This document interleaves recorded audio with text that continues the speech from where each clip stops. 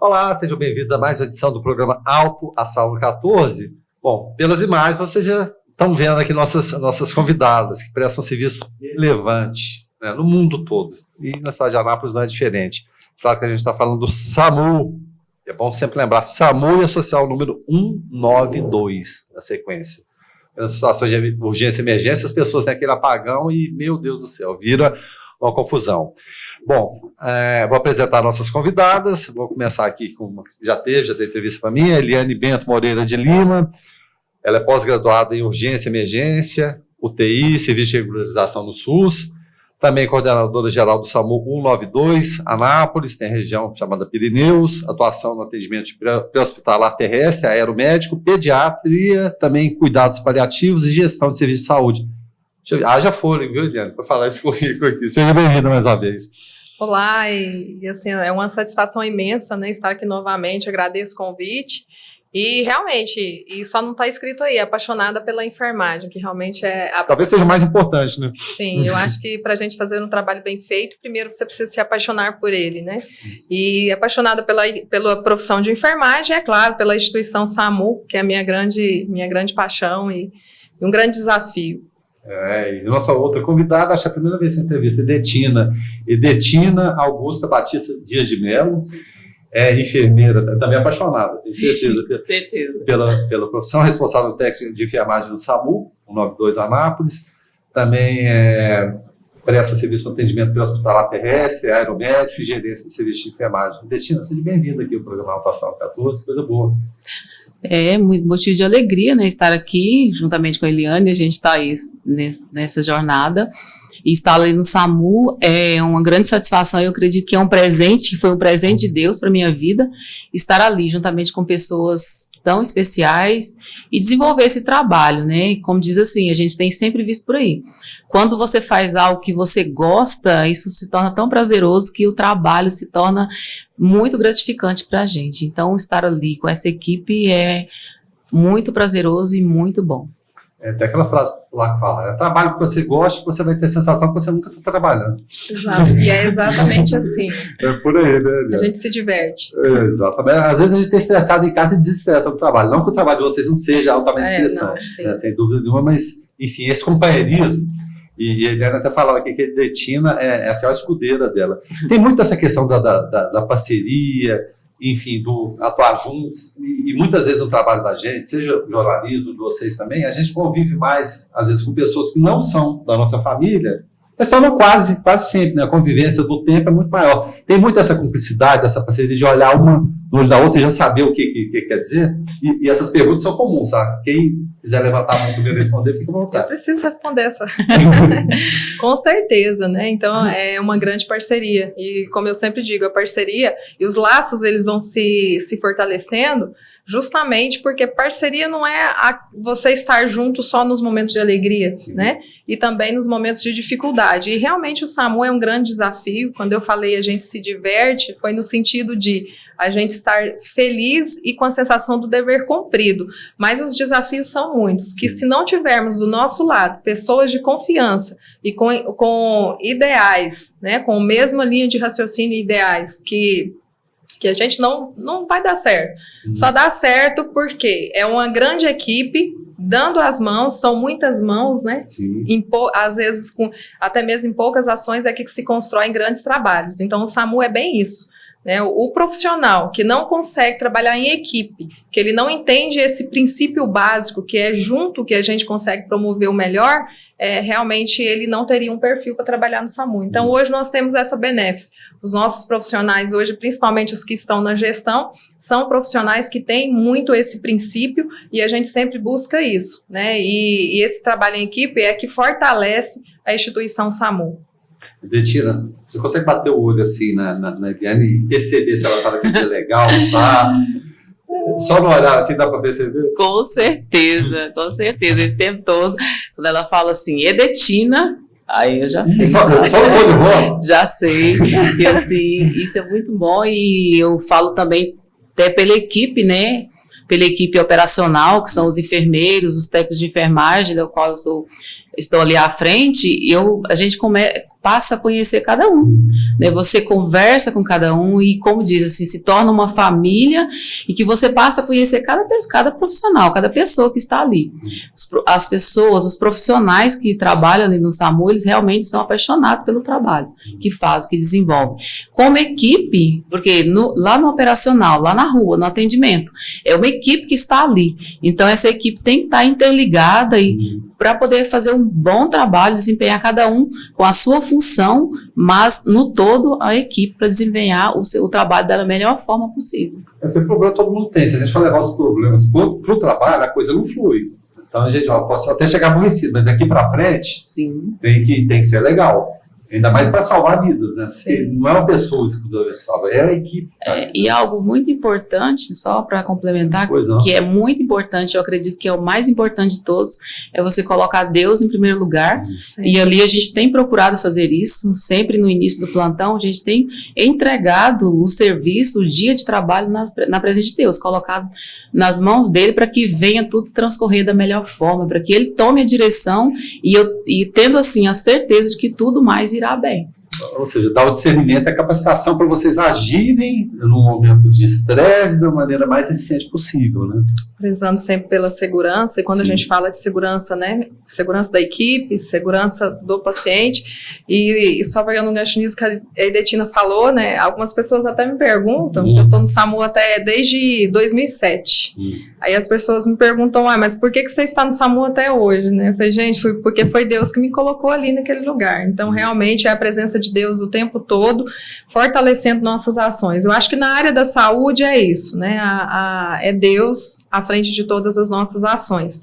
E também você falando da questão dos problemas, né? Até vou exemplificar. Quando eu comecei a trabalhar no SAMU, eu morava com a minha mãe e tinha na porta da casa da minha mãe tinha uma árvorezinha, que inclusive foi ela que plantou. E ela dizia o seguinte, minha filha, tá ali, ó, seus problemas. Quando você sair de casa, você deixa os problemas de casa ali naquela árvorezinha e vai trabalhar. Você vai passa a mãozinha nela lá e fica aí. Você vai trabalhar com vidas. Sim.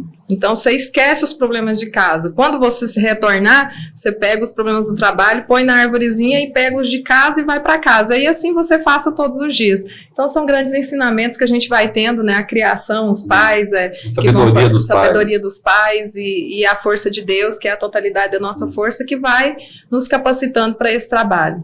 Bacana essa mensagem. Eu achei assim, emocionante. Realmente, a gente vive assim, tempos que a gente vê filho não respeitar pai, não respeitar avó, uma situação tão complicada. Eu sempre costumo falar que eu sou da época que pai e mãe olhavam assim, você já sabe o que quer dizer, né? A gente está brincando do olhar aqui, né? De um conhecer o outro, acho que isso é até de lá, né? Sim. Da questão dos pais. Correr o olho, não pode ou não pode, não nem falar, né? Era meu pai. Eu sou mais velho que vocês, mas era mais ou menos por aí. Sim, meu pai sempre, a relação nossa sempre foi desta forma. É respeito, não assim, posição de autoridade, mas é conhecer o limite, né? Respeito. Sim, com certeza. Você também, Edith? Sim, bate o olho assim, Edith. A minha mãe, se ela tivesse uma visita e ela só olhava assim, a gente já sabia. Já. Pode ou não pode estar aqui, né? Com certeza. Mas eu vou falar um pouquinho da função do socorrista. O dia 11 de julho, a data essa mesmo, se não me engano, dia 11 de julho foi o dia do socorrista. Sim. Queria que vocês falassem um pouquinho da importância do socorrista, porque o nome mesmo já fala, poxa vida, você está acudindo alguém, você está indo ao encontro de alguém que está numa situação difícil, complicada, né? Que, puxa vida, pode fazer que ela perca a vida. Da importância do socorrista e a valorização. Sim, e quando a gente fala socorrista, né, a gente não está se limitando aos profissionais de saúde e aos profissionais que atuam de forma como profissão, né? Até falei isso com o Joseval numa entrevista passada. O socorrista ele pode ser qualquer pessoa capacitada para realizar ações de primeiros socorros. E essas ações, elas podem ser adquiridas com a busca desse conhecimento e com cursos e com capacitações. E hoje, até o próprio SAMU, a gente tem uma missão muito grande em relação à comunidade, né, de estar levando essas informações à comunidade, e a gente faz isso. Então, qualquer pessoa pode ser um socorrista. É óbvio que existe o que é profissional socorrista. Então, a portaria 2048, que é uma portaria do Ministério da Saúde, ela traz lá todos os perfil e atribuições dos socorristas, o socorrista profissional de saúde, porque o profissional de saúde ele já está habilitado e capacitado para atuar na área de primeiros socorros, né, o médico, o enfermeiro. Ele pode ser profissionalmente socorrista, então. Isso, ele é socorrista, só que ele é socorrista enfermeiro, socorrista médico, né, então eles já são, a gente já sai habilitado das universidades para poder exercer a profissão de enfermagem e atuar e promover ações de primeiros socorros, né. Então hoje nós temos lá a portaria que ela define muito bem isso. Então, nós temos o socorrista, que é oriundo da área da saúde, que é a portaria 2048, no capítulo que fala do SAMU e sobre os tipos de ambulância que essa pessoa que esse profissional vai atuar, que é a ambulância tipo D, que é a ambulância de suporte avançado, que em Anápolis temos 2, e nessa ambulância a gente tem o médico, o enfermeiro e o condutor, que também é um profissional que não é oriundo da saúde, mas que está habilitado para atuar como socorrista, até mesmo porque em Anápolis a gente tem o ponto forte, né, de que todos os nossos condutores são profissionais do bombeiro militar, que já chegam habilitados também. Então a gente tem essas modalidades, o enfermeiro e médico, que já são habilitados, e a portaria também traz um tipo de veículo e de equipe que atua em ambulâncias de tipo C, que é a ambulância de resgate que tem no bombeiro, que tem na Triunfo também, que é uma ambulância tipo C, que ela é tripulada por profissionais não oriundos da área da saúde, porém com capacitação e habilitação para as atividades de primeiros socorros.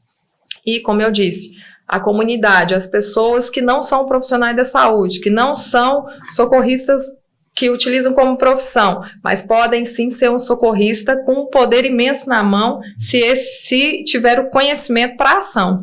Né? Então, nós vamos nas escolas, essa semana mesmo a gente teve uma capacitação aí com alguns cuidadores que atuam aí no cuidado de crianças deficientes e que é importantíssimo, porque são crianças que às vezes ficam susceptíveis a situações de urgência e emergência.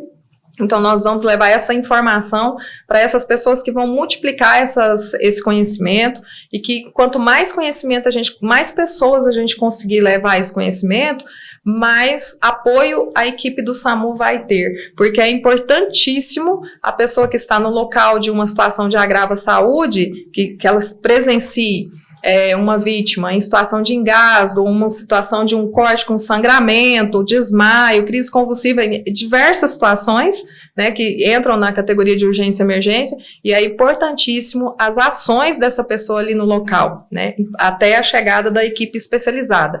É óbvio que toda situação que envolve urgência e emergência, o serviço especializado, ele vai ter que ser acionado, e a gente sempre, eu acho muito bacana quanto eu vejo as redes de comunicação, como o senhor fez, fortalecendo e levando para as pessoas, o número do SAMU é 192, porque isso é um problema. Tem pessoas hoje que na hora do nervoso acaba esquecendo ou não sabe mesmo. Não, acontece. Acontece tão simples, mas na hora do desespero apaga. Então é importantíssimo. Nós já tivemos várias situações que a gente poderia exemplificar em relação ao SAMU, de que nós tivemos sucesso devido à ação do popular que estava lá na cena da urgência e emergência. Então, assim, isso que a gente tenta empoderar a população, né? O SAMU está aí para prestar o serviço especializado, mas a participação da comunidade, a participação das pessoas em manter a tranquilidade, em saber para quem acionar e ali proceder com ações de primeiros socorros é fundamental para que a gente tenha sucesso. Detinho, até aproveitando esse gancho aí, nessa situação, o SAMU não chegou ainda, aí muita gente fala, não mexe na vítima, como mensurar isso aí? Qual seria a dica que você dá para o do atropelamento, alguma situação, enfim, o que a pessoa pode fazer? E a gente sabe que os segundos, eu não vou falar nem os minutos, os segundos são preciosos. Sim. A pessoa deve intervir de fato, ou liga primeiro para o SAMU e depois às vezes vai até pegar alguma orientação pelo telefone para agir, seria mais ou menos por aí? Certo. Primeira coisa que a pessoa tem que manter calma, né? E proteger o local, ter segurança.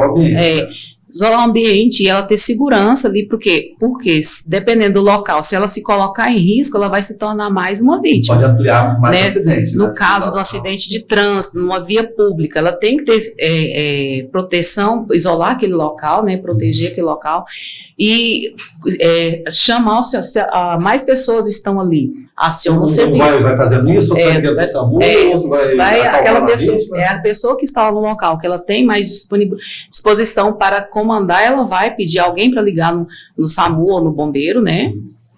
E vai proteger esse local, ver essa vítima, se, por exemplo, às vezes a pessoa fala, não pode mexer, mas se a pessoa estiver ali sufocando, né, estiver com a via aérea obstruída, que pode causar a morte dela, vai ter que intervir. E quando liga no SAMU, o médico e a pessoa que fala, o médico já vai dando as orientações do que fazer, né? Ele já vai estar dando orientação para que venha salvar aquela vida. Então, não posso mexer, mas se aquele fato do que eu tenho que mexer na vítima é para salvar, se ela está, por exemplo, sufocando, nariz, boca obstruído, não está respirando, tentar conversar com a vítima, ver realmente, avaliar o que realmente está acontecendo com a vítima, para poder ver qual medida que ela vai tomar, que ela vai intervir, qual a intervenção a ser tomada. Só fazendo uma observação que a Detino falou em relação à orientação do médico. Porque quando a gente vai fazer orientações de primeiros socorros, né, geralmente, acidente de trânsito, a orientação é não movimentar a vítima, e realmente é não movimentar a vítima. Obviamente que o primeiro ponto é a segurança, sem dúvida. Acionamento do serviço especializado, imediatamente. Mas é importante porque esse ponto é fundamental, porque quando a pessoa liga e vai falar com o médico ele vai dar a orientação de acordo com o caso. Porque a gente fala, não pode movimentar a vítima. Só que se já cheguei, eu mesma atendendo uma ocorrência, que eu cheguei no local do acidente, a vítima não iria ter agravos devido ao acidente. Foi um trauma leve, mas ele iria morrer afogado. Porque estava chovendo, ele estava na enxurrada e todo mundo segurando ele, que ele não podia levantar. Então, assim, tem N situações, né? Com fio de água, assim. Com fio de água.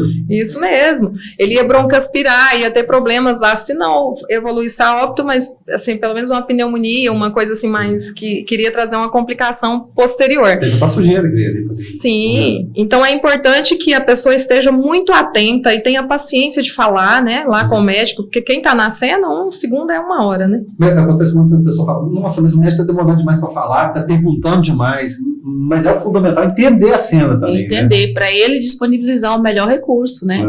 Porque, às vezes, quando ele está perguntando, falando, dando orientação, a viatura já está deslocando. Né? Porque as pessoas têm a sensação, estou falando com ele, a viatura está parada. Não deflagrou o processo, mas esse processo ele detectou a situação de risco e estratificou o risco e já definiu o melhor recurso, né, seja um suporte básico ou um suporte avançado, ele já vai direcionar, já vai estar direcionando.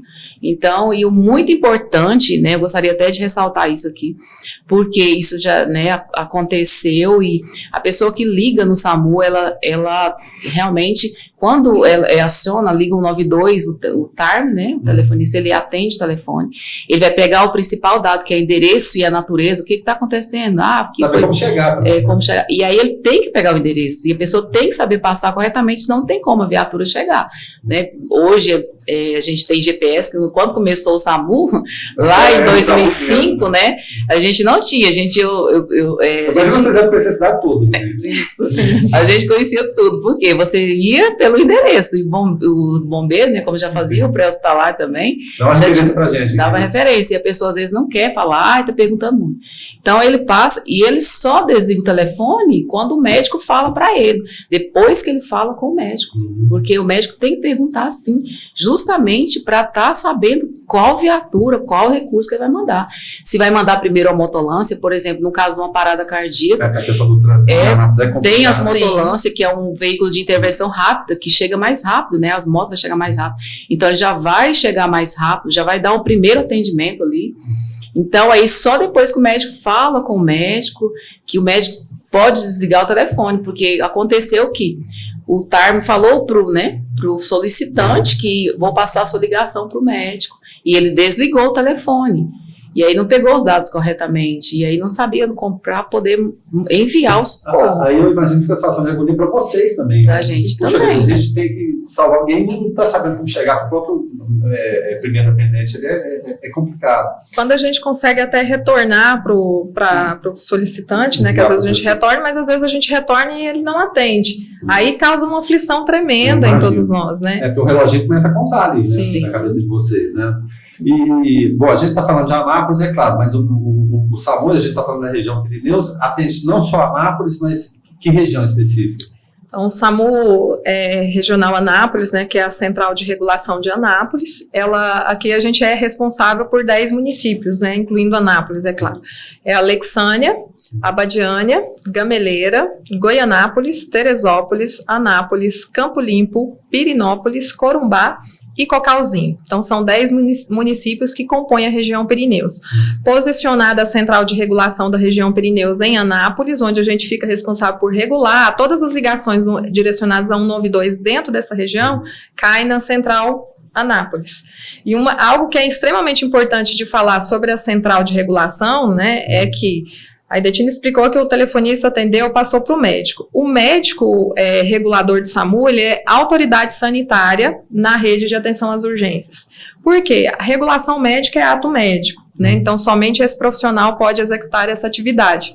E quando o médico ele vai fazer essa regulação, existe essa regulação justamente para que o uso do recurso ele seja utilizado de maneira efetiva e correta.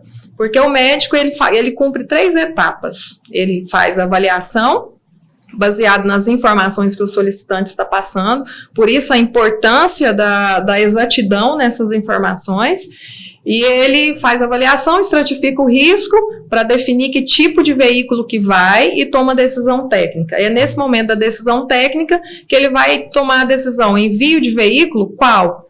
Né? Tá em parada cardiorrespiratória, tem risco iminente de morte, usa. Não tem risco iminente de morte, mas é uma urgência, que uma pessoa que precisa de assistência à saúde, vai à unidade básica, que é a USB. E a USA é suporte avançado? Suporte avançado, é a unidade de suporte avançado composta por condutor, médico e enfermeiro. Sim. Avançado devido à presença do médico, porque somente o médico pode executar os procedimentos de suporte avançado, como a intubação do paciente, que é algo que mata muito rapidamente uma pessoa, que é o fato dela não conseguir respirar sozinha.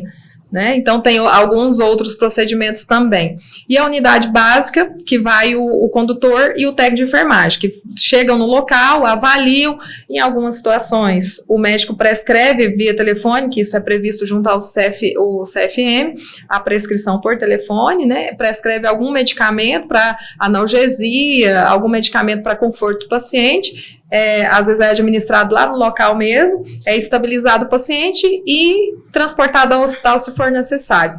E a motolância no caso de intervenção rápida, que é um veículo que ela tem facilidade de locomoção, vai chegar mais rápido lá no local.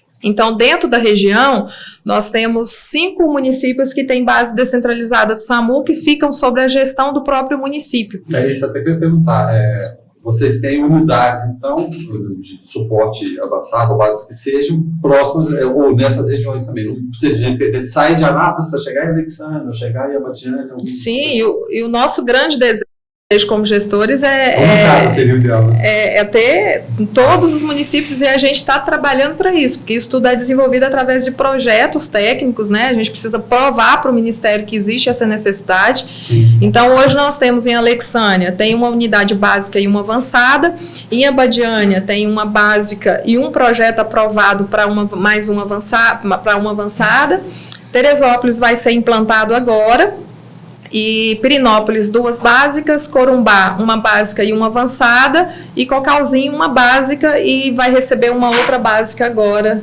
já com projeto aprovado. Então a gente tem já assim, movimentado esses projetos junto ao Ministério para a gente ampliar, porque o objetivo é o quê? 100% de cobertura. Mas me ocorreu aqui até, e fora da pauta, a questão seguinte, porque tem o desgaste emocional, ele é grande, né, o estresse, sem dúvida nenhuma, mas a questão física também. O que vocês fazem para manter essa parte física, viu, Pedro? Não é só tomando água, não, né? Tem que não é só tomando água, não. Mas, assim, você tem que realmente todos os profissionais você tem que ter aptidão física, né? Sim. Porque senão não consegue. Por quê? É um serviço de agilidade, você atende ocorrências em ambientes OX, subir escadas, né? Tivesse que fazer, não tem jeito. Tivesse que atender aqui, né? Vir correndo aqui, subir aqui essa escada, Essa escada aqui. Então, o primeiro teste de resistência é chegar aqui para entrevista. E se você atende, né, sobe escada, sobe, desce morro, sobe até em ambientes, né, fora da cidade. Às vezes mata.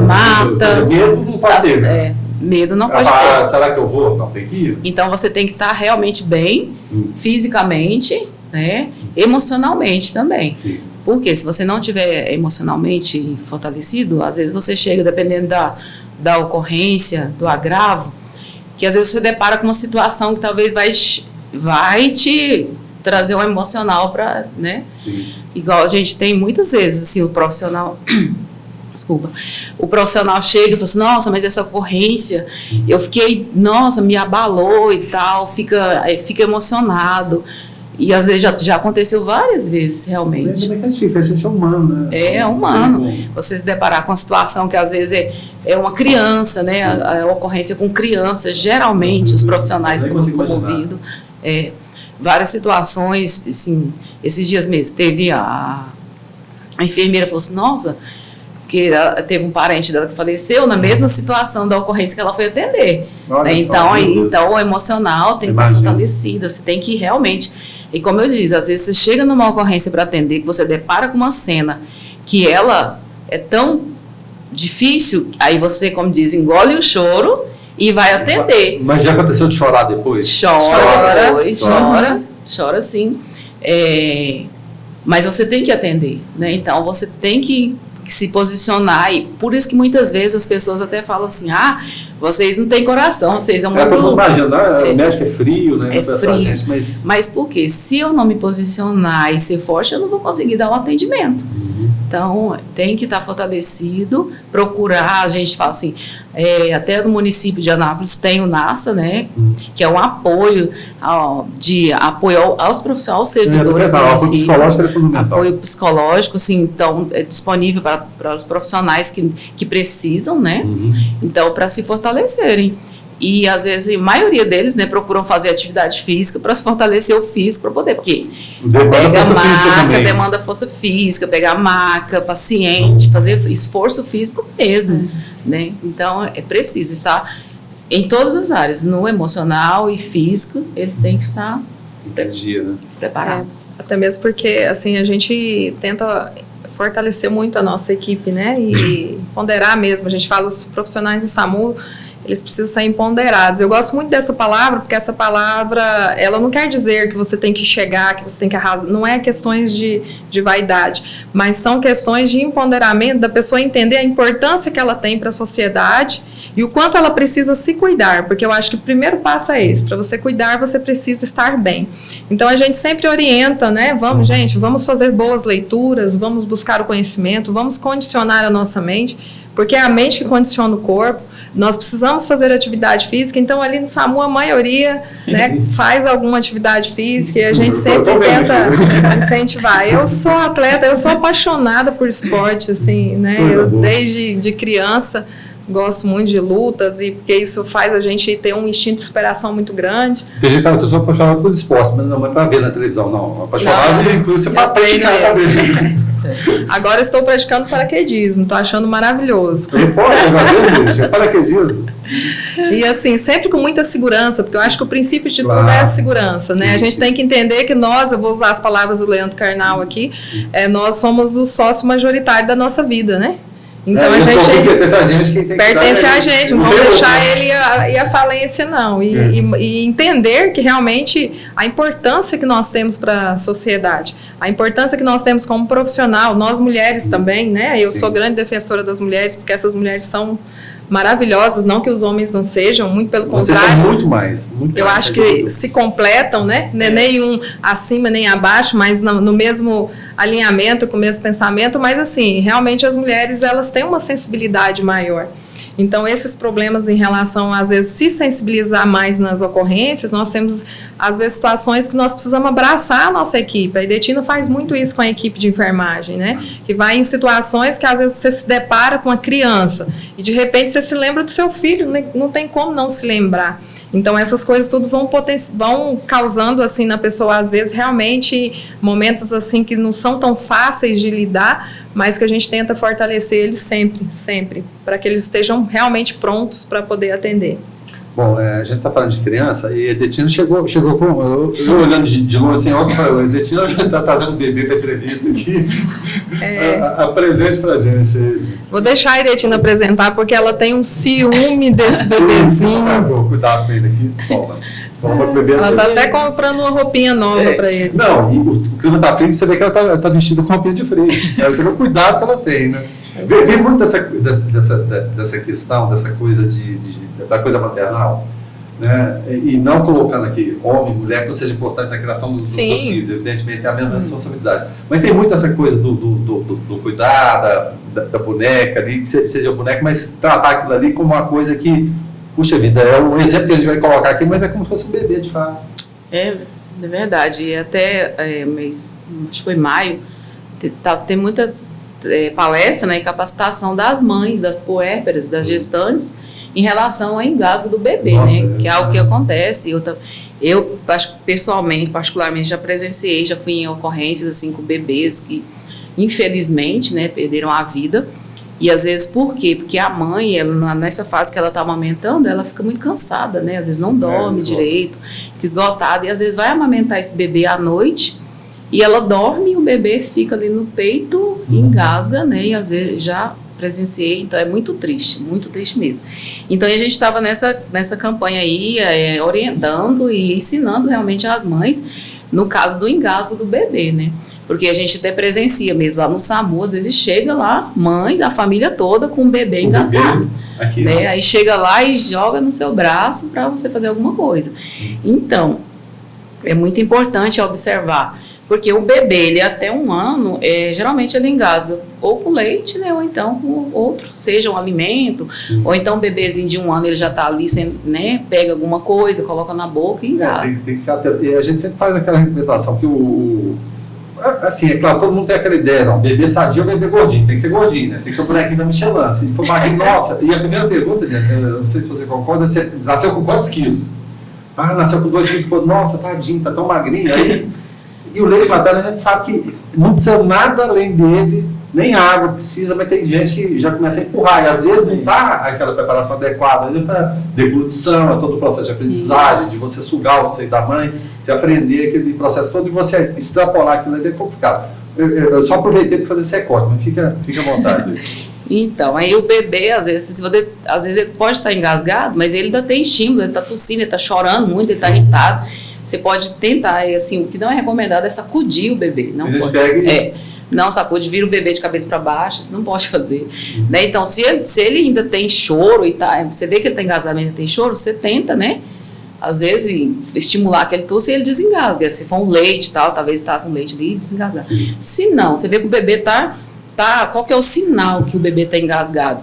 Ele está com a boquinha azulada, roxa, ele não consegue respirar direito, né? A tosse, tenta tossir, mas não sai o som de tosse. Então, esse bebê está engasgado. Então, tem a manobra para fazer para que esse bebê, para desengasgar esse bebê. Né? Até 1 ano, que é o bebê menor, eu como sou pequena, tenho um bracinho pequeno, né? Posso conseguir pegar esse bebê e colocar. Você vai colocar esse bebê no seu braço, né? De preferência que esteja sentado, vai segurar a cabecinha dele aqui com o dedo e com o indicador e o polegar aqui segurar. Certificar que está firme mesmo, de fato? Sim, firme, né? E inclinar, né? Inclinar um pouco essa cabeça. Levanta um pouquinho para a gente.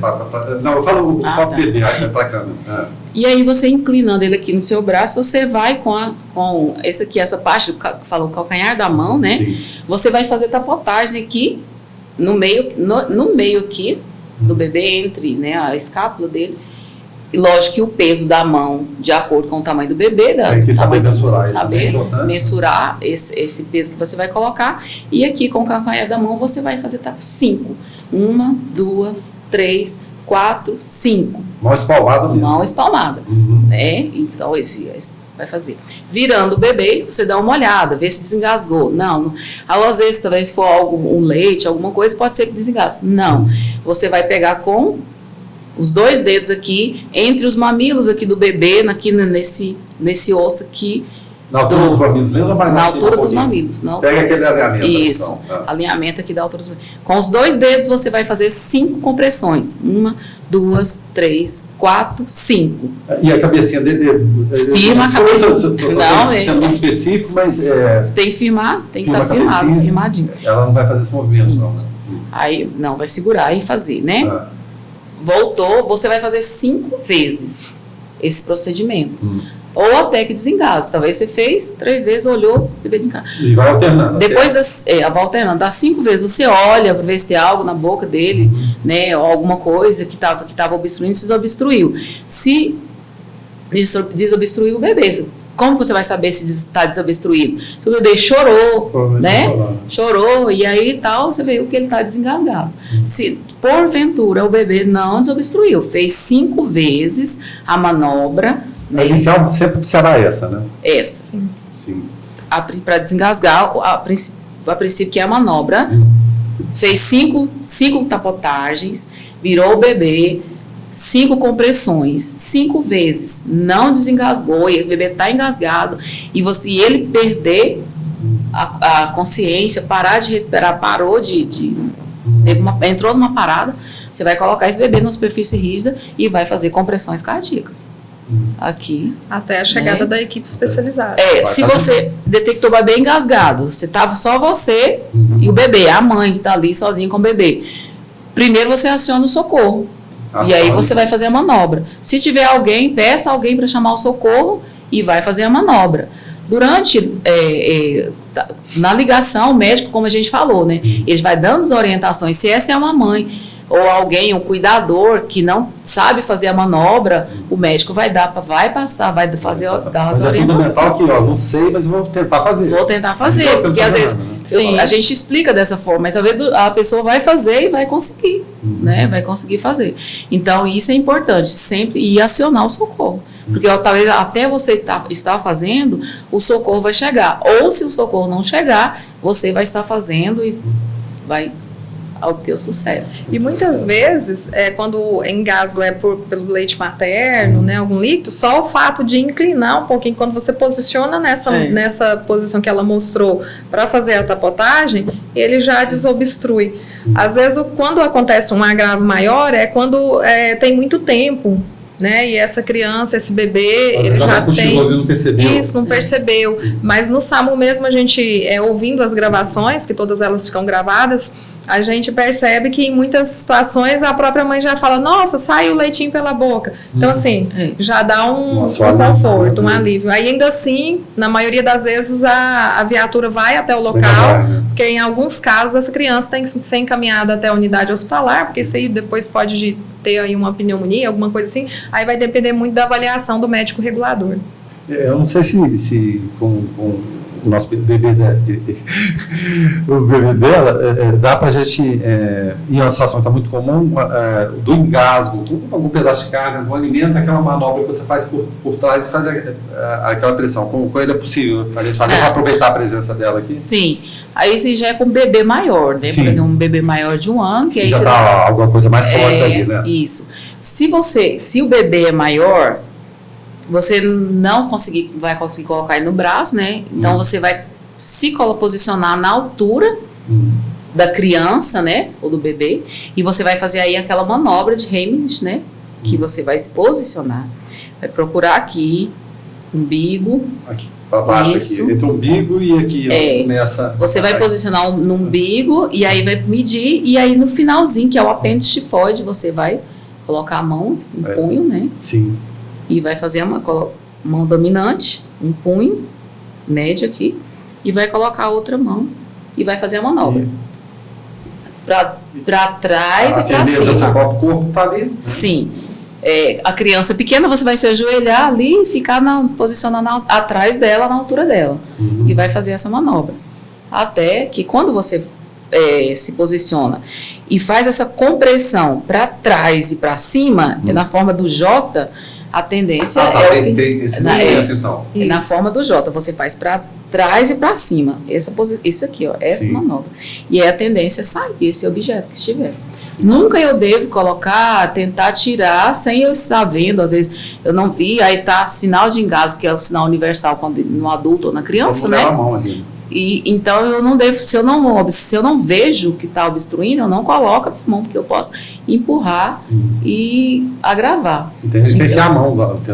É pior. Né? A boca enfia lá e quer pescar. Né? Se o objeto não estiver visível e alcançável, porque às vezes ele está visível, mas ele não está alcançável. Então ele precisa estar alcançável.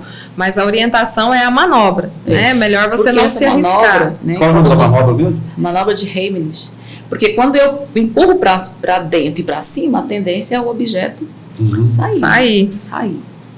E acontece muito. E a gente está falando de. É claro, a gente está no mês de julho, o programa é gravado, mas ele serve para o ano todo, evidentemente. Porque as situações de risco em casa elas estão presentes ali o tempo todo. A situação do engasgo, e época de pandemia também, tanto álcool que foi para dentro da casa das pessoas. Queimadura deve ter sido bem recorrente, né, Eliane? As queimaduras, elas são bem recorrentes para nós, assim, a gente não percebeu uma estatística muito diferente em relação à pandemia, né, não tem como fazer essa associação, mas ela é muito alta, né, então até no início eu estava falando que tanto o engasgo, porque o engasgo a gente tem até ficado bastante assustado com a estatística de atendimento de acionamentos do SAMU para isso, e também as queimaduras, né, então em relação às queimaduras, a gente sempre orienta a população. Não colocar nenhum tipo de creme, porque às vezes as pessoas, na tentativa de aliviar aquela dor ali, elas vão com cremes, receitas caseiras, margarina, aquelas coisas assim que ele geralmente tem em casa, está na geladeira, é uma massinha, vamos colocar. Não, no caso de queimadura térmica, né? Aqui a gente está falando de queimadura térmica, o ideal é colocar... pode ser até embaixo da torneira mesmo, resfriar aquele local. E se for numa torneirazinha para cair uma água em cima no local, tomar muito cuidado com a pressão, com o jato. Tem que ser um jato bem levezinho, mas o ideal, pega um pano limpo, úmido, coloque sobre essa queimadura, porque qual que é o objetivo? As pessoas precisam entender, mas para que eu vou fazer isso? O objetivo é conter aquela temperatura que está naquele local. Então, se queimou porque a temperatura foi elevada. Se tiver bolhas, de forma alguma, perfurar essas bolhas, né? Essa bolha é uma...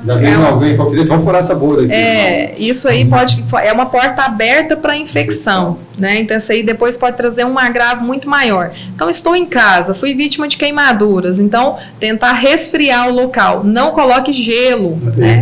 Gelo não coloque, porque o gelo também queima. Né? Então o ideal é colocar água fria, não gelada, água fria, e colocar se for uma compressa, um pano limpo, tente pegar um tecido mais limpo que tiver e colocar. Mas e se queimou e ele estava com a vestimenta que ficou grudada no corpo? Não puxe, não retire, né? Não retire essa vestimenta. E se foi com produto químico, gente, ligue no serviço especializado imediatamente, né? Porque tem químicos que ele reage com a água. Então, eu não vou poder lavar. Sim. O ideal é, se for pó, eu tirar o pó. Até nas embalagens tem orientação, mas ninguém nunca lembra. Não lê. E tem muito produto caseiro em casa, né? Que as pessoas manipulam, né? A soda, tem algumas coisas lá que eles vão juntando os químicos. Sim. Então, isso pode ser perigoso também. Então, o ideal é buscar essa orientação junto ao 92, lá no SAMU, a orientação médica, para a gente poder tomar a melhor conduta. A gente falou aqui de situação do dia a dia, uma muito comum também, principalmente na época de férias, é afogamento. Sim. De pessoas que querem aventurar, mistura álcool, situação de imprudência, falta de uso de colete. Falta de vigilância. Enfim, pais com crianças, não, tá tranquilo, mas criança a gente fala, é aquele olhar o tempo todo. Adulto, às vezes, a gente tem que vigiar, né? Ou se policiar, né? Imagina criança. E situação de afogamento, por exemplo, porque tem muita gente ali que vê, não mexe, deixa ali, mas às vezes eu não vou dizer que seja simples, mas a técnica torna a coisa simples. Qual seria a orientação? Se deparou com... Primeiro, socorrer o afogado é complicado, porque pode te levar junto também. Então, como proceder nessa situação no limite? Está certo que a gente tem, é claro, a gente tem Araguaia, tem clubes aí que há aquela vigilância, mas às vezes alguma coisa escapa. Mas se deparou com a situação daquela, tá alguém afogando, meu Deus, o que fazer? Sim, o afogamento é uma situação muito peculiar, né? Que aí a orientação serve para todos os socorristas, seja ele profissional Sim. ou não. Segurança em primeiro lugar. Né? A análise da situação de desenvolvido. Isso em qualquer situação, segurança em primeiro lugar. É óbvio que se eu tiver um filho meu se afogando, eu não, né, assim, eu não posso, eu não vou mensurar. Mas e se eu não sei nadar? Nós vamos morrer nós dois. Né? Então, assim, o ideal é o quê? Se deparou com alguém se afogando, quando você se depara com alguém se afogando, o ideal é você jogar alguma coisa e tentar puxar essa Sim. pessoa lá de dentro e acionar o serviço especializado imediatamente, que nesse caso é necessário o acionamento do bombeiro. Porque o bombeiro, através do 93, eles têm a capacitação, a formação para esse tipo de salvamento. Isso. Os equipamentos. Isso. Eles têm o quê? Eles têm o recurso, que é o equipamento, e eles têm a capacitação para poder fazer isso. Geralmente vão os mergulhadores, né? Sim. Eles vão, e até mesmo os outros bombeiros, todos eles têm isso na formação deles. Então, o bombeiro, ele vai atuar no quê? No salvamento. Vai retirar essa pessoa de dentro da piscina, do lago. E a maior orientação e a melhor que a gente sempre dá, a prevenção. Em relação às crianças, vigilância contínua. Não tem jeito, criança, você não pode tirar o olho da criança. Mas, infelizmente, se afogou, o bombeiro chegou, retirou de dentro da piscina, imediatamente eles já vão proceder com procedimentos de reanimação, né? Que o paciente, se ele estiver realmente afogado, se ele aspirou líquido para o pulmão, a gente já inicia as manobras de reanimação. E nesse momento, nós vamos precisar também do acionamento do SAMU, que provavelmente até então o próprio bombeiro que a gente tem uma comunicação direta, porque trabalho interligado, porque nós vamos precisar da atuação do bombeiro e do SAMU, porque o SAMU vai com a unidade de suporte avançado, que na maioria das vezes, quando existe a possibilidade de reversão do quadro, vai ser necessário a intubação desse paciente e alguns procedimentos de suporte avançado. Então, no caso de afogamento, essa orientação. Primeiro, prevenção. Vigilância, né? E se deparar com a situação dessa, não se submeta ao risco, não se exponha ao risco, porque se a pessoa entrar na piscina, quem está se afogando, a tendência é se agarrar com a pessoa. E se na situação até mais tranquila. Mais tranquila, se for no lago, água corrente, é muito perigoso. Então, acione imediatamente o serviço especializado, o bombeiro 193, o SAMU 192, e tente manter a calma e a segurança lá do local até a chegada da equipe especializada. Se for possível, o lançamento de algum objeto para poder a pessoa segurar e se retirar essa pessoa de dentro do lago, que seja da piscina do lago, ótimo, né? Então, vai depender muito do caso, né? Que até aconteceu um caso em Goiânia, que eu me recordo bem, de uma menina que ficou com o cabelo preso num ralo, e o dono da residência lá conseguiu retirar. Mas se tratava. Pegou a faca, cortou o cabelo do menino. Se tratava de um ambiente controlado. Era uma piscina que não tinha tanta profundidade. Ele teve condições de fazer isso, ele conhecia. Se fosse um afogamento numa correnteza, já não teria mais a possibilidade disso, né? Então, é muito importante a gente tentar manter a calma para a gente tomar a decisão e proceder com as ações mais adequadas para a situação. A gente está vendo muitas situações de usar a tecnologia, tá? O drone já tem a boia, o drone chega mais rápido que o bombeiro, joga a boia lá e tenta salvar. E uma situação interessante também, eu não sei se vocês já depararam, com certeza sim, se formar uma corrente humana. De um dar o braço para o outro, geralmente na praia tem muita gente, um segura firmemente o braço do outro até aquele da ponta pegar e puxar a pessoa. Você já viu esse tipo de situação também? De braços ali entrelaçados até chegar no ponto do mar. E aquela pessoa que está na ponta lá tem essa possibilidade que as outras estão puxando, porque a situação de afogamento, a pessoa Vê como a boia é a pessoa, agarra e vão os dois juntos. Eu não sei se você já viu essa situação, mas eu vi um dia desse recentemente. O ser humano, na verdade, ele é capaz de coisas incríveis, não, né? Eu só achei assim. E é possível, sim. Eu acho que no APH, no atendimento pré-hospitalar, nessa área de primeiros socorros, a gente tem muitos protocolos, né? Mas isso não pode ser engessado. Então, é como eu falei para você, como a gente estava falando do acidente de trânsito, não pode mexer, mas e daí? Se aquela situação oferecer para ele um risco para a vida. Mas se você tiver no afogamento e tiver condição de fazer algo de forma segura, que vai possibilitar a retirada dessa vítima do mar, por que não fazer? Mas o princípio básico, ele tem que existir. Segurança, para que as pessoas que estejam ali não se tornem mais uma vítima. Eu não cheguei a ver, mas assim, eu já ouvi outras pessoas comentando e é muito possível, muito, sim, né? Se tem segurança, se as pessoas se juntaram ali e conseguiram retirar, maravilhoso. Maravilha, né? Não foi um procedimento técnico, mas foi possível. Foi possível com segurança, né? Com segurança. A gente viu, o bate-papo quando é bom passa rápido, né? A gente já está aqui falando, tem mais de 40 minutos, a gente está caminhando para o fim, mas a gente sempre pergunta, porque tem tantos jovens aí indecisos no que fazer. A carreira do SAMU, ela é bacana, mas o bacana inclui você, é claro, ter o prazer de trabalhar e ter o rendimento adequado também, que a pessoa mensura. De repente eu gosto, mas puxa vida, não vai me satisfazer. Então são duas perguntas e está aberto para vocês duas. A forma de se ingressar no SAMU e houve até agora, em relação à questão da enfermagem, uma valorização do piso. Isso também é importante mencionar. Mas como ingressar no SAMU e... É claro, vou perguntar para vocês se vocês são gratificadas pelo que trabalham. E muitas vezes o valor monetário ele é importante, mas, puxa vida, tem tanta coisa envolvida que não é só dinheiro, né? Mas primeiro, então, como ingressar no SAMU? Estou interessado, o jovem está vendo ali, puxa vida, quero... Se eu falar SAMUzeiro, fica assim pejorativo ou é bacana para vocês? Bacana demais. SAMUzeiro de coração e alma. E até na última entrevista, eu homenageei aqui o doutor Maurício Faria. Né? Sim, doutor Maurício. Tinha falecido recentemente. Doutor Maurício, a gente estava lá desde o início, né? Trabalhei bastante tempo com ele. Um pouquinho, Trabalhamos juntos lá, doutor Maurício, né? Ele estava lá desde a implantação, desde o início, então assim, a gente teve muito tempo de convivência ali no SAMU.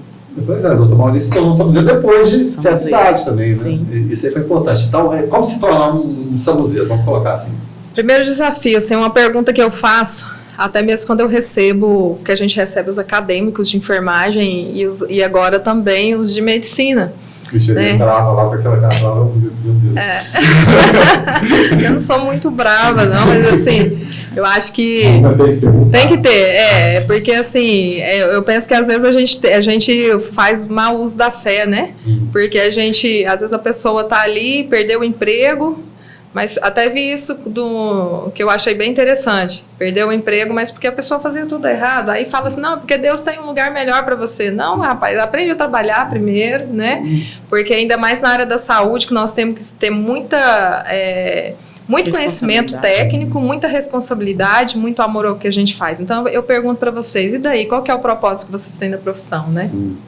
Se for de ser Porto de Amparo, farol de referência e Porto de Amparo, vocês estão na profissão certa. Mas aí, para você ser farol de referência, a sua atuação, ela tem que ser com muito conhecimento técnico, com muita habilidade e com muito amor ao que você faz. Vontade é importante, mas tem que ter outros requisitos juntos. Os requisitos juntos. Você tem que estar habilitado, capacitado e com disposição e equilíbrio para atuar nessa profissão, né? E, na maioria das vezes, a gente percebe que a maioria brilha os olhos. Não todos, mas a maioria. Mas então, dá para perceber na hora, sim? Dá para perceber. Pela experiência que vocês têm. Esse aqui vai. Sim. Eu, pelas perguntas que eles fazem, eu já percebo. Porque, infelizmente, as pessoas, elas são diferentes, né? A criação é diferente e cada um é motivado de uma forma. Tem graças pessoas... a Deus. Graças a Deus. Algumas pessoas a gente percebe que a motivação é única e exclusiva à questão financeira. Outros a gente percebe que tem um propósito ali. Não, peraí, eu fui fazer enfermagem porque no passado eu tive a minha avó que teve um problema, não consegui cuidar. Ah, não, mas eu tive um problema que acabou que ampliou minha visão para eu... É sempre baseado de algo que o desafiou a colocar alguma experiência naquela profissão. Mas é incrível o que acontece com os profissionais quando eles iniciam, eles ingressam no SAMU. É incrível, eles são profissionais diferenciados, não tem como eu falar diferente, porque são pessoas mas eu tô vendo aqui. Eu recebo elogios todos os dias dos nossos profissionais. Sim. Então não vou elogiar vocês hoje, não. Eu elogio demais. É lógico, a gente tem muitos pontos de melhoria, a gente está longe da situação ideal. A crítica também, ela faz parte desse processo de profissão. Faz parte, e a gente agradece quando alguém passa uma situação, porque ali está o ponto de melhoria, ali é onde eu preciso melhorar, onde eu preciso trabalhar, então é isso que a gente faz. Então, hoje, para ingressar no SAMU, nós temos lá os bombeiros, né? Então, tá aí na iminência não, já saiu o edital do concurso do bombeiro, sim, né? Sim, que é uma profissão também, uma das mais bem respeitadas do nosso país, né? Uhum. É a profissão do bombeiro. Então, nossos condutores, alguns profissionais são através do convênio que tem com o Corpo de Bombeiros. Médicos, né, que estão aí, as faculdades de medicina, hoje muitas pessoas estão tendo essa oportunidade de se formar aí nessa profissão que é quase um sacerdócio. E é claro, né, a nossa de formação, que é a enfermagem, que essa realmente é um sacerdócio. Nós precisamos fazer muitas renúncias para estar nessa profissão, muitas renúncias, e o período da pandemia nos deixou isso muito claro. Então é isso, enfermeiro, técnico de enfermagem, que nós também somos, né, foi o primeiro passo que nós demos, sim, profissionais que são assim diferenciados mesmo, e essa é a forma de ingresso através do concurso público, porque hoje a maioria, quase todos os profissionais são servidores efetivos do quadro do município de Anápolis. Uma mensagem então, Edith, porque Edith se tornou uma samuzeira, e, enfim, fala para o pessoal ali, faça esse chamamento. Então, eu recebo quase todos os dias, né, mensagens. Peguei seu telefone, tem vaga no SAMU, como que faz para entrar no SAMU? Outros profissionais, né, de até outros municípios, eu aqui até de Anápolis mesmo, aqui, principalmente aqui de Anápolis, eles querem muito. Muitas pessoas falam assim, meu sonho é trabalhar no SAMU, como que faz para trabalhar no SAMU? E aqueles profissionais que a gente recebe ali, a gente vê que a maioria das vezes, eles chegam ali e não tem como, com o tempo, eles às vezes chegam até receosos, né? Falam, será que eu vou dar conta? Será que eu vou conseguir? Mas eles vão ver que com o passar do tempo, eles se apaixonam de tal forma que a maioria eles falam assim, eu não saberia trabalhar em outro lugar se não fosse aqui no SAMU. Então, muitos são assim, que outros que tínhamos profissionais credenciados ali, e quando chegou o fim desse contrato, eu não quero trabalhar em outro lugar se não for no SAMU. Mas aí a gente vê que depois vai se adaptando. Então, estar ali no SAMU, desde sua implantação, desde que eu vi aquela camiseta escrito 192, então, assim, foi paixão à primeira vista. Então, eu estou ali, e eu tenho a dizer a você que tem desejo de trabalhar no SAMU, que se você realmente gosta, você realmente tem esse desejo, creio que chegará um dia, se você tiver essa oportunidade, realmente você vai gostar. E estar ali com cada profissional, você vê ali o esforço de cada um deles, a dedicação de cada um deles, bem como a Eliane falou na pandemia, onde nós somos realmente provados, creio que realmente foi prova mesmo de fogo para todos os profissionais do SAMU, e não só do SAMU, mas todos os profissionais da área da saúde, médicos, enfermeiros, técnicos de enfermagem, em que eles se dedicaram realmente, como a gente bem diz assim, no momento em que nem o familiar queria estar perto daquela pessoa, que estava com Covid, estava ali o profissional do SAMU, na sua primeira ocorrência, que eu lembro muito bem, quando falou a primeira ocorrência de um paciente positivo de Covid, em que a gente viu aquele profissional, né, a gente até emociona. Coisa boa. Por quê? Coisa boa, emoção é muito bom. Você viu aquele profissional entrar naquela viatura paramentada e nós ficamos ali com o coração, né, acelerado de pensar de algo desconhecido, e o profissional do SAMU estava ali para transportar aquele paciente, né, aquela vítima do Covid. Então, é realmente um trabalho muito gratificante estar ali. Cada profissional, cada técnico de enfermagem, enfermeiro, médico, condutor, que está ali realmente, estão ali porque realmente, lógico, ninguém trabalha sem pensar na sua remuneração, mas realmente gosta de estar ali. E o que eu tenho a dizer a você, socorrista, que você seja cada dia mais bem-aventurado, quer dizer, muito feliz por esta área, por esse trabalho que você ingressou, que você decidiu, que você aceitou. Que Deus possa te abençoar cada dia da sua vida. Olha que coisa boa. Betina, obrigado pela participação, pela mensagem. Adriane também, que já é nossa velha conhecida aqui. Meninas, obrigado, parabéns. E que bom que vocês se emocionem, né? E isso é muito bacana. Não vou pedir nem para vocês falarem mais nada, tá? Só agradecer, parabenizar. Hoje não tem crítica não, só elogio, tá bom? Coisa boa. Eu fico muito feliz de poder trazer vocês aqui, José Val, também, programa Atuação. E antes de encerrar, que a gente citou a questão dos bombeiros, olha só, né, quem quer essa oportunidade, o governo de Goiás lançou edital, são 560 vagas para o Corpo de Bombeiros. Oportunidades são para patentes de soldado e cadete.